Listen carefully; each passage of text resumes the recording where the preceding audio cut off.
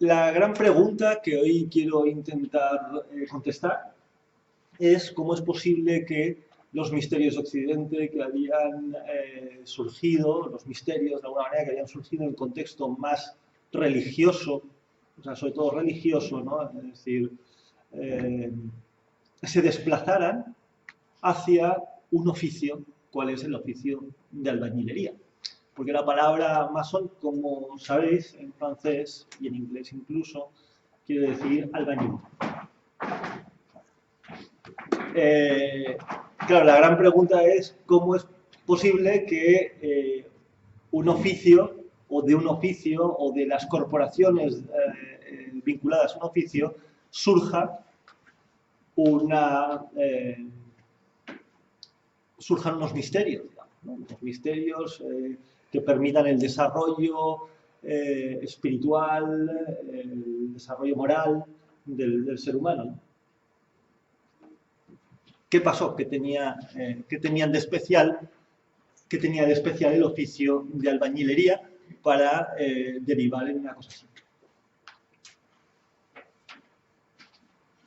Esta es una imagen del gran templo de la Gran Logia Unida de Inglaterra, que veréis, explicaremos, que tiene un papel fundamental en el desarrollo y el impulso de la masonería moderna. Y pensad que del antiguo gremio de albañiles, pues la cosa acabara en estas cosas, terminara el tema, bueno, terminara, es decir, sí, en esta parafernalia, ¿no? Digamos, de un templo, en un edificio, está en el Covent Garden, y bueno, y la masonería británica mueve a miles de personas, ¿no? Ahí hay una gran incógnita que es la que vamos a intentar despejar esta tarde, ¿no? Bien, aquí hay algunas ideas, algunas definiciones. La palabra masón, como os he dicho, significa albañil. Los albañiles dejaban sus instrumentos de trabajo, las herramientas del albañil, y además se reunían en un espacio denominado logia. O sea, la logia es el espacio, digamos, de encuentro, de reunión y de almacén, digamos, ¿no? Es el almacén de los albañiles. Estamos hablando de los albañiles de la Edad Media, ¿no? Es decir, antiguamente. Y también se entendía y se entiende por logia, se entendía también la asociación de albañiles. Es decir, una logia era un grupo, una asociación, un gremio, un grupo gremial de albañiles, ¿no? Al que se le encargaban distintos trabajos de construcción de edificios públicos o privados, ¿no? Es decir, palacios. Normalmente recibían el patrocinio, estos gremios, estas logias, recibían el patrocinio o la patente bien del rey o bien de algún noble que pudiera financiar, obviamente, los trabajos de construcción, ¿no? El maestro de los albañiles dirigía las obras y a menudo era el propio señor feudal o el propio señor que encargaba los trabajos. Los albañiles se consideraban entre ellos compañeros, fellow. Y a veces estos maestros, cuando era necesario, el grupo de compañeros, el grupo de albañiles no era suficiente, cogían aprendices a su cargo. Y una cosa que era característica, y de esto ya hablamos el día anterior, los masones tenían una palabra de reconocimiento. Tenían sus propios fórmulas, digamos, de reconocimiento entre ellos. Además, los gremios, yo todavía esto lo viví, no sé si ahora, cuando eras aceptado en un gremio, yo entré en el gremio, en el colegio de abogados. Bueno, en el colegio de abogados, ya no se hacía ningún tipo de ritual, pero sí que el decano o algún miembro de la junta del colegio pues recibía recibía a los nuevos colegiados, ¿no? Y bien, no tenía la carga, digamos, ritual ni litúrgica, pero pensamos que en la Edad Media sí que las logias y estos gremios tenían sus propios bueno, sacerdotes y tal, que oficiaban algún tipo de ritual, de bendición o lo que fuera, ¿no? Ese era un poco, digamos, el esquema más, digamos, de lo que eran las logias en la Edad Media. La primera logia de este tipo se cuenta que habría sido una logia en la localidad de Kilwinning, en Escocia, y que dataría del siglo aproximadamente del siglo XII, y que reunió a masones de distintos lugares de Europa. Esto es cuestionado, es decir, pero es cierto que en la Gran Logia de Escocia se reconoció en un momento dado a la Logia de Kilwinning como primera logia por delante de la logia madre, que la logia fundadora, digamos, de la Gran Federación de Logias, que era la logia de Edimburgo. La logia de Edimburgo era la logia número 1, pero los miembros de la logia de Kilwinning, reclamando ese origen ancestral antiguo del siglo XII, pues bueno, consiguieron el reconocimiento como primerísima logia de la Gran Logia. ¿Qué es una Gran Logia? Tal vez esto sí que sería importante apuntarlo. Una Gran Logia no es otra cosa que una federación de logias. Es decir, es así de simple. La Gran Logia lo que agrupa son a los representantes de las distintas logias. Cada logia tiene un maestro presidente, ¿no? Es decir, un presidente, y todos los maestros presidentes de todas las logias agrupadas en la Federación de Logias votan, eligen un gran maestro que preside la Gran Logia. La Gran Logia Unida de Inglaterra es probablemente la primera Gran Logia reconocida, ¿no? Pero luego se fueron creando distintas grandes logias en todos los países. En cada país se creaba una gran logia. Entonces, está la Gran Logia de Inglaterra, está la Gran Logia en Escocia, tenían su propia Gran Logia, en Irlanda la suya, en Francia la suya, en Alemania la suya, en España también hubo la Gran Logia y hoy en día también hay una Gran Logia. Bueno, hay varias. Vemos que a lo largo de la historia la cosa se ha ido un poco complicando, ¿no? Pero inicialmente, además, era la Gran Logia de Inglaterra, era como un poco la primera Gran Logia que autorizaba a las otras logias, a las logias de otros países, les autorizaba a abrir o a crear una Gran Logia cuando habían como mínimo 3 logias locales, ¿no? Bueno, hecho este paréntesis, ¿no? Y volvamos a Kilwinning. En Kilwinning parece ser que apareció la primera gran logia, la primera logia, ¿no? Es decir, que construyó, o pretendía construyó la abadía de Kilwinning. Los masones de la Edad Media eran todos aquellos miembros del gremio de construcción de edificios civiles y religiosos que gozaban del patronazgo real.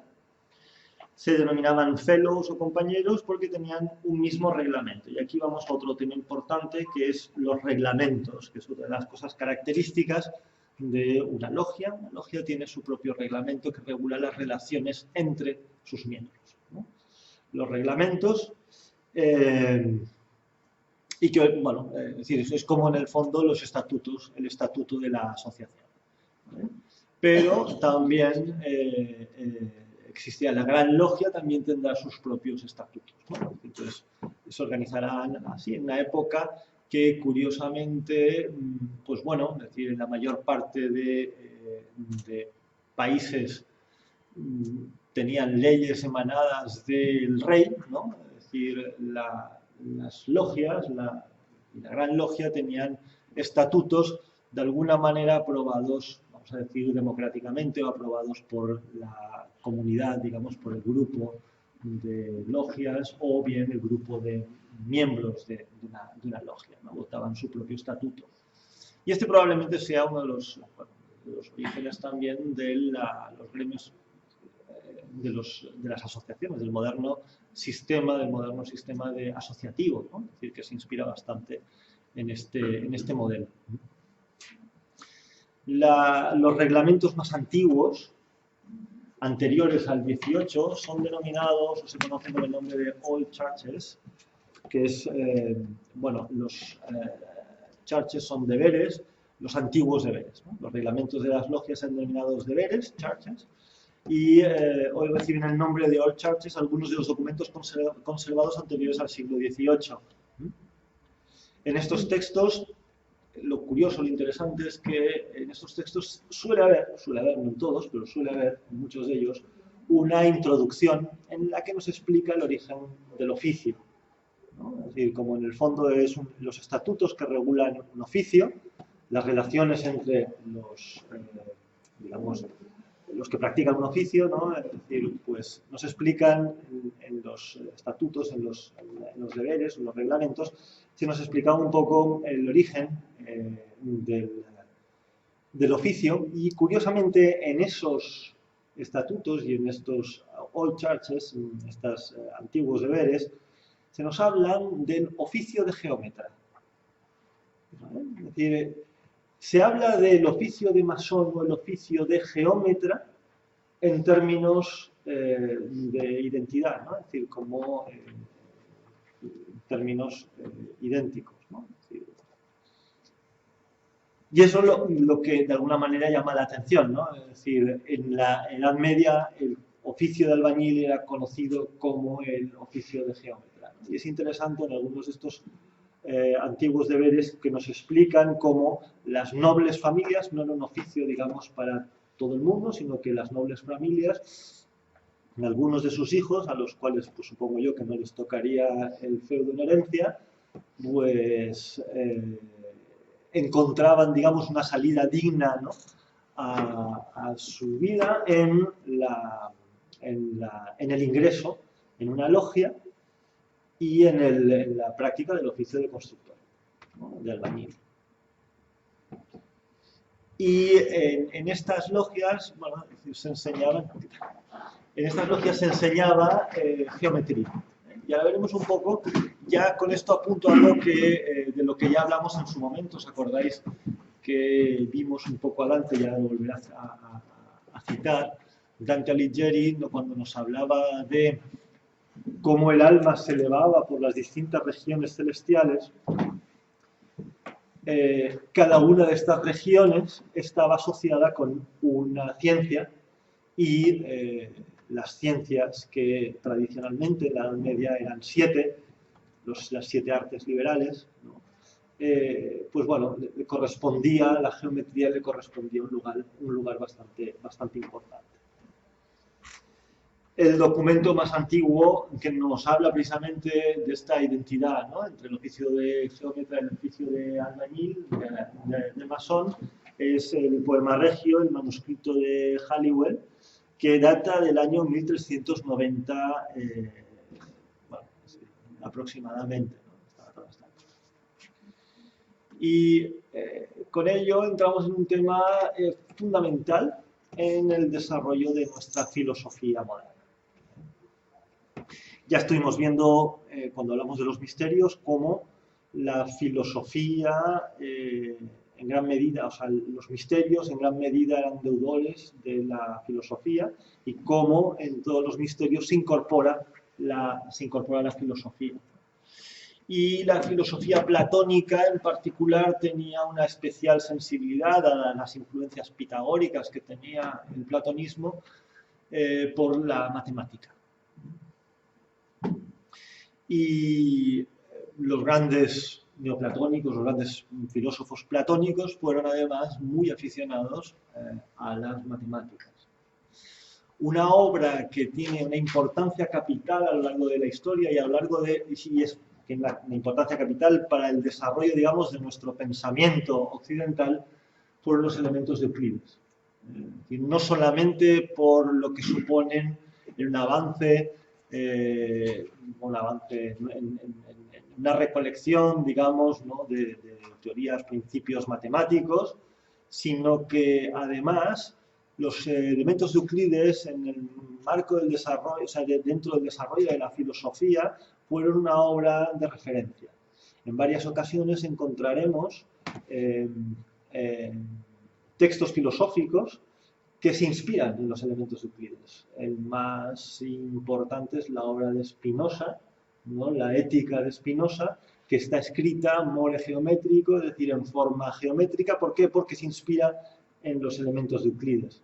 Pero luego también tenemos un texto que fue tremendamente influyente a lo largo de toda la Edad Media, que es el Liber de Causis, que era un libro, un texto que estaba inspirado en una obra más antigua de un filósofo neoplatónico llamado Proclo de Licia, un filósofo neoplatónico de última generación, que escribió precisamente unos elementos de teología, es decir, que intentó explicar las causas y intentó compendiar toda la teología pagana de su época, ¿no? Es decir, intentó concentrar en un libro que se llamaba Elementos de Teología, que estaba ordenado y presentado como inspirado en los elementos de Euclides. Los elementos de geometría de Euclides fueron considerados una obra fundamental en la antigüedad y a lo largo de toda la Edad Media. Y en el manuscrito regio, el manuscrito de Halliwell, se habla de Euclides como el padre del oficio de la masonería, el oficio de geometría. Además es curioso también porque se habla de Euclides como si fuera un cura, es decir, bueno, no sé, supongo que en la antigüedad se pensaba que Euclides era, no sé si cristiano, pero por lo menos era cura o era sacerdote. La geometría es el arte de medir la tierra, la palabra geometría es metría, de geo, de la tierra, la medición de la tierra. Y era la segunda de las disciplinas matemáticas, lo que se conocía con el nombre de quadrivium, que eran las 4 disciplinas matemáticas. La primera y sublime, digamos, era la aritmética, la ciencia de los números. Después de la aritmética venía la geometría, en la que pues, se desarrollaban toda la matemática ya bitridimensional. Después estaba la música entendida como armonía, que tenía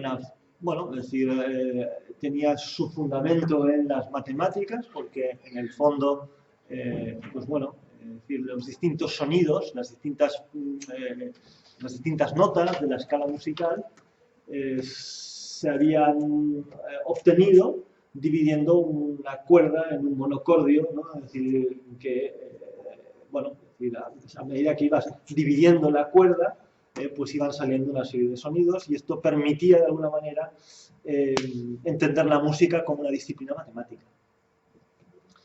Y la última era la astronomía. La astrología, más bien, en su momento, originalmente la astrología, entendida la astrología como, por un lado, matemática para, de alguna manera, matemática para calcular todas las relaciones angulares entre los planetas y demás, ¿no? Y también, también la astronomía, y también había, la astrología tenía distintas partes, ¿no? Es decir, también había un aspecto, digamos, cosmológico, ¿no? Porque a través de la astronomía podíamos explicar más o menos toda la estructura del universo y las distintas esferas, etcétera, etcétera. Esto ya lo vimos el otro día. Y también tenía una parte predictiva. Es decir, cuando se daban determinadas relaciones entre planetas y los planetas en determinados lugares del zodíaco, pues sabéis que todos los planetas circulan por más o menos un espacio, ¿no? Es decir, formado por todas las constelaciones, ¿no? Por las 12 constelaciones, y por ahí circulan más o menos todos los planetas, de manera que, con referencia a las estrellas del zodíaco, podíamos localizar los planetas, saber exactamente dónde se encontraban los planetas. Bueno, total, que toda esta historia astronómica, ¿no? Es decir, de la observación del cielo, salió toda una disciplina matemática que mantuvo y entretuvo a los filósofos durante muchos siglos, ¿no? Es decir, haciendo cálculos y predicciones, ¿no? Estas eran un poco las cuatro grandes disciplinas matemáticas que formaban lo que se conocía con el nombre de cuadrillo.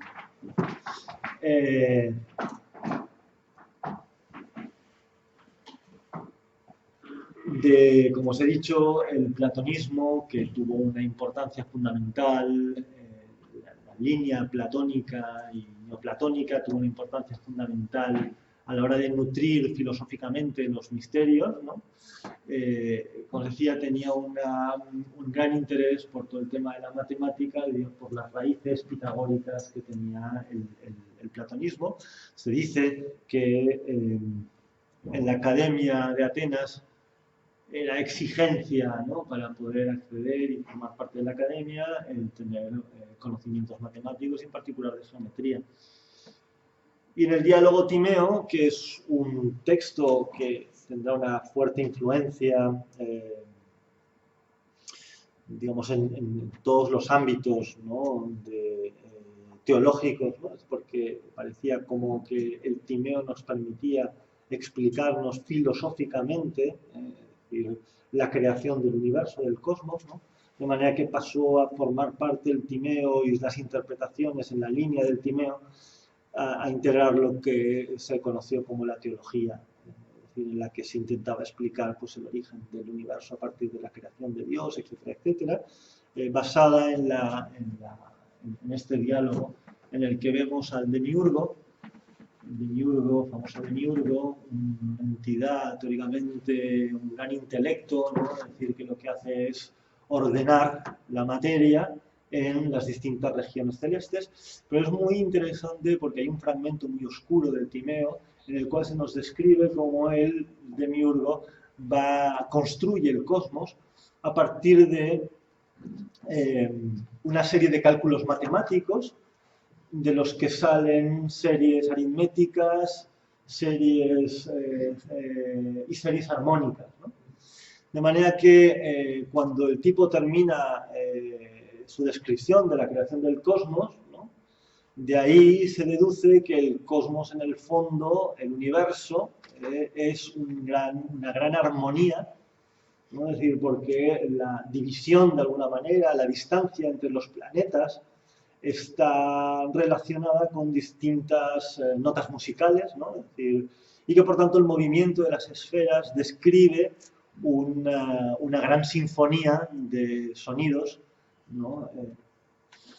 Claro, esto llevó a que teólogos, filósofos se interesaran por el tema de las matemáticas y las matemáticas fueran el centro, un tema nuclear, digamos, para la filosofía y también para los misterios que se inspiraban en esta filosofía, ¿no? Hubo un libro muy importante en la Edad Media, que si bien es como una especie de enciclopedia, marcó el currículum, digamos, de estudios de los colegios y las universidades en su primer momento, y es el libro de Marciano Capella, las bodas de Mercurio y Filología.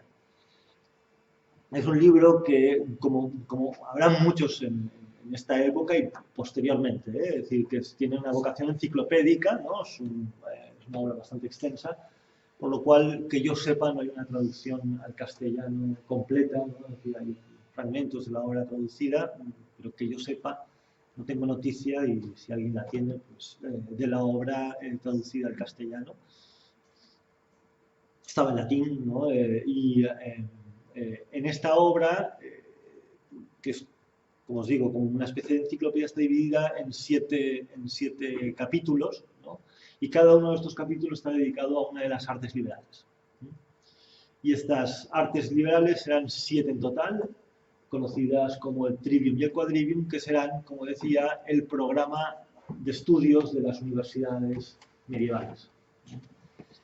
El Quadrivium ya hemos visto, aritmética, geometría, música y astronomía, y el Trivium son las ciencias, de alguna manera, del lenguaje, que la forman, o sea, son la geometría, retórica y dialéctica. Entendiendo por dialéctica, lógica.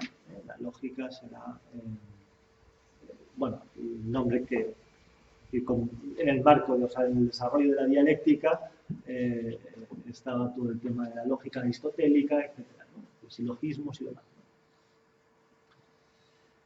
Y como os decía, y aquí repito de alguna manera la cita del Convivio de Dante, por la influencia que tiene Dante en la Edad Media, la cita del Convivio que dice, digo por cielo, cuando se refiere al poder elevador del alma humana que tienen las ciencias, digo que por cielo entiendo la ciencia y por los cielos las ciencias. Claro, él se está refiriendo a las distintas esferas planetarias que rodean la Tierra, cada una de estas esferas planetarias relacionada obviamente con un planeta, y como son 7 los planetas, cuando empezaron a hacer analogías, relacionaban cada una de estas esferas planetarias, cada planeta lo relacionaban con una de las artes liberales. Así la Luna le correspondía la gramática, a Mercurio la dialéctica, aquí esto me encaja bastante, Venus la retórica,